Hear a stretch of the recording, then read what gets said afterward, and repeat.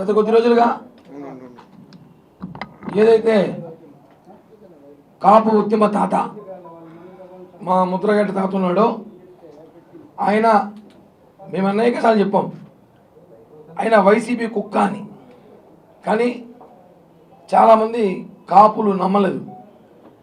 ఆయన 2016-17లో ఏదైతే ఉద్యమం చేసినప్పుడు జగన్మోహన్ రెడ్డి, బొత్స సత్యనారాయణ, స్థానిక ఎమ్మెల్యే కరుణాకర్ రెడ్డి గారు ఇలా చాలామంది ఇచ్చిన నిధులతో ఆ రోజు తూలి సభ పెట్టాడు. అందరూ తెలిసిన విషయం. అప్పుడు కేసుల్లో కూడా చాలామంది కాపులు బలి చేశారు.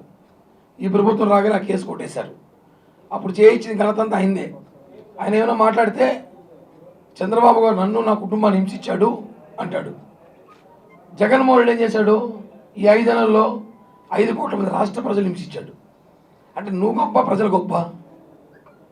ముద్రగడ్డ పద్మనాభం గారు మాట్లాడుతూ ఆయన మందరి తాతలాంటి వయసు చాలా పెద్దడు కాబట్టి పవన్ కళ్యాణ్ గారు రాజకీయ భవనాలు రావు అన్నాడు.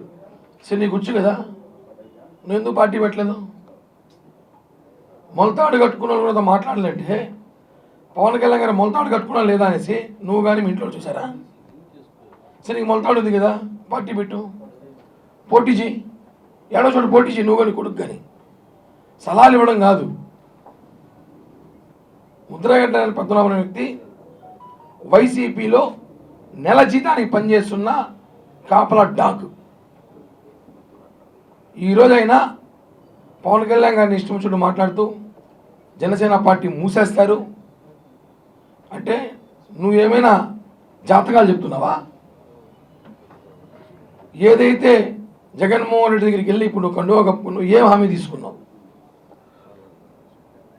పాలేరు పనిచేసే గతంలో ఎవరైతే నాని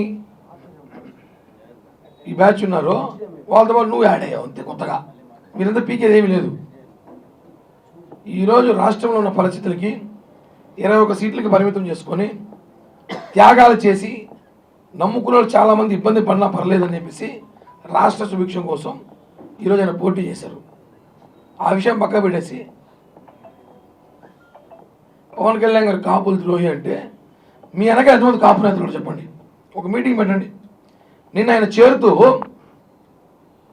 సెక్యూరిటీ రీజన్ వల్ల ఒకడే వచ్చినాడట. నీ వెనక సెక్యూరిటీ రీజన్ వల్ల పిఠాపురం నుంచి తాడేపల్లికి ఒకడే వచ్చాడంట. నీకు తెలుసు నీ వెనకాల ఎవరు లేరని, మళ్ళీ అసో ఎందుకో? ఒకటే చెప్తున్నాము, ఎర్రామ జోగయ్య ఆ కాపు సంక్షేమ సేన పెట్టాడు. ఏం జరిగింది చూసాం మనందరం. పవన్ కళ్యాణ్ గారిని సైడ్ ట్రాక్ తీసుకెళ్ళి ప్రయత్నించినారు, వర్కౌట్ కాలేదు, ఎత్తేనాడు సంక్షేమ సేన. చూసాం, సేన ఎత్తేనాడు. ఈయన వచ్చినాడు. ఇప్పుడు వీళ్ళు కాపులను ఉత్తరించింది ఏమీ లేదు. కాపుల కోసం నిజంగా ఉత్తరించాలంటే పవన్ కళ్యాణ్ గారితో పనిచేసి ఉండాలి వీళ్ళు. పవన్ కళ్యాణ్ గారు చంద్రబాబు గారు 40 సీట్లు తీసుకో, 70 సీట్లు తీసుకో, అదే సలహా ఇప్పుడు ఈ జగన్కి ఇవ్వచ్చు కదా. మాకు షేర్ ఇవ్వండి, మా పదవులు ఇవ్వండి.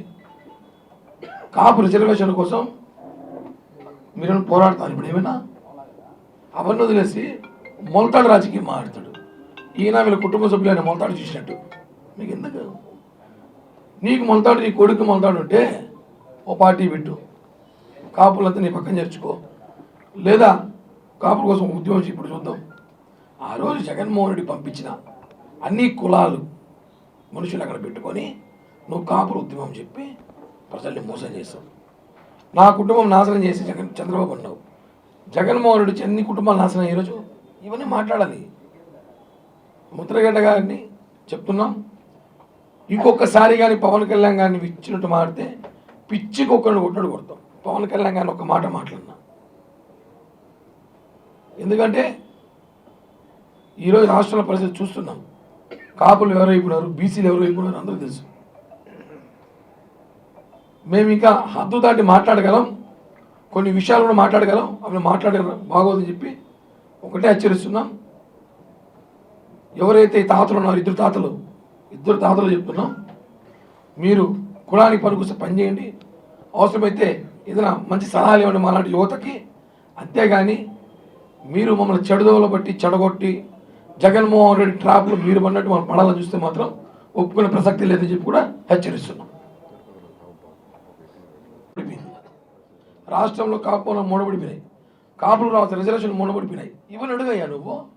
అది అడిగేసి నువ్వు మాకు సవాల్ ఇస్తావు కళ్యాణ్ గారికి.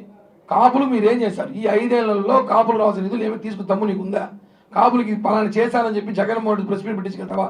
కనీసం కాపులు రావాల్సిన నిధులు ఏమున్నాయో కాపు అవి ఇచ్చావా? అవన్నీ ఏం చేయలేదే. ఉచిత సలహాలు ఇస్తావు. కాపుల ద్రోహి నువ్వు. కాపుల పేరు చెప్పి జగన్మోహన్ రెడ్డి కాపుల కుక్క నువ్వు నీ కొడుకు.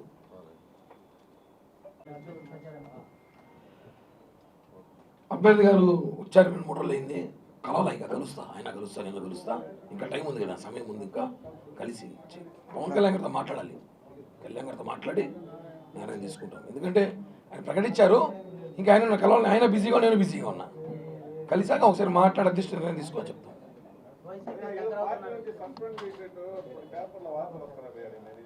సాక్షి పేపర్లు ఉంటాయి, వారికి సంబంధించిన పేపర్లు ఉంటాయి. సస్పెండ్ చేసి వాళ్ళు ఊరికి రెచ్చగొడతారు.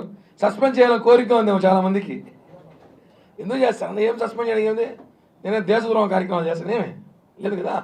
సస్పెండ్ అనేది ఏదో ఆ పేపర్ పేరు కూడా పొద్దున చూసాను నేను కూడా. ఆ పేపర్ ఉందా అనేసి పొద్దున తెలిసింది.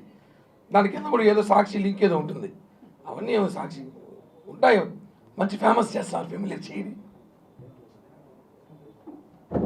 థ్యాంక్ యూ, ధన్యవాదాలు.